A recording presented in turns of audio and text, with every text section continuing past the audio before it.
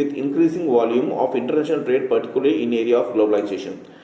So 1990ஸ்க்கு அப்புறம் globalization, India globalisation ஆன வாட்டி பார்த்தீங்கன்னாக்கா நிறைய பணம் வந்து வெளிநாட்டுக்கு போக ஆரம்பிச்சிச்சு. அதே வெளிநாட்டிலேருந்து இந்தியாவுக்கும் வர ஆரம்பிச்சிச்சு. ஏன்னா இம்போர்ட் அண்ட் எக்ஸ்போர்ட் பெரிய லெவலில் ஆச்சு. வேலைக்கெல்லாம் பெரிய லெவலில் வெளிநாட்டுக்கு போக ஆரம்பித்தாங்க. அவங்க பணம் அனுப்பும்போது அங்கே இருக்க மணி வேல்யூ இங்கே ட்ரான்ஸ்ஃபர் ஆச்சு. ஸோ இது மூலமாக பார்த்தீங்கன்னாக்கா குளோபலைசேஷன் மூலமாக இந்த ஃபாரின் எக்ஸ்சேஞ்சு நல்லா டெவலப் ஆச்சு இந்தியாவில்.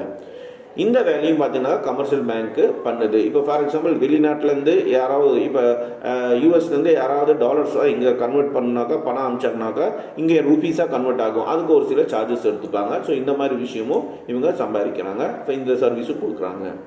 Generally utility services. In modern days, the banks also perform some very useful functions of benefits for its customers and the economic, like collection and publication of data, advisory function, issue of lockers and underwriting loans, shares and debentures issued by the government.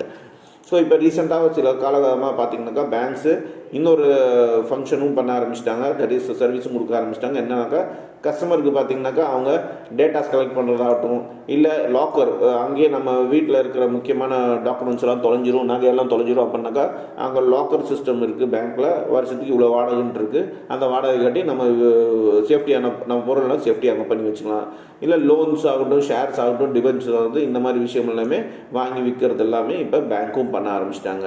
So இந்த service மூலமாக இல்லாமல் பேங்க்குங்க சம்பாதிக்கிறாங்க. So இந்த டாப்பிக்கோட அர்த்தம் இதுதான். Commercial பேங்க்ஸோட functions இத்தனை functions அவங்க பண்ணுறாங்க. Next 28.7 Creation of credit by commercial banks.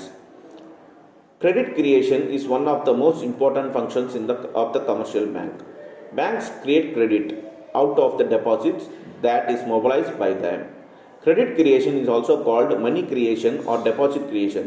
Therefore, commercial banks also known as creator of money or credit. Commercial banks வந்து கிரியேட்டர் ஆஃப் மணின்னு கூட சொல்லுவாங்க. ஏன்னா அவங்க நிறைய கிரெடிட்டை கிரியேட் பண்ணுறாங்க. அவங்ககிட்ட இருக்க பெரிய லெவலில் அவங்ககிட்ட டெபாசிட் அமௌண்ட் இருக்குது. அது சும்மா இல்லாமல் அது வெளியே கடன் கொடுத்து அது மூலமாக சம்பாதிக்கிறாங்க, வட்டி மூலமாக. ஸோ பேங்க் பார்த்திங்கனாக்கா பணத்தை வச்சு பணத்தை சம்பாதிக்கிற ஒரு விஷயமாக பார்க்கப்படுது. அது என்னன்னு பார்ப்போம்.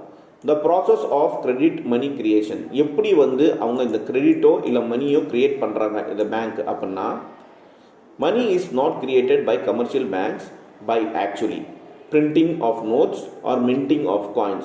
The money is created by granting loans and advance to the public and making a relevant entries into the books of accounts of lending banks. Loans are granted out of the deposits received by the banks. Normally, the amount of loan granted by the banks is greater than the amount of deposit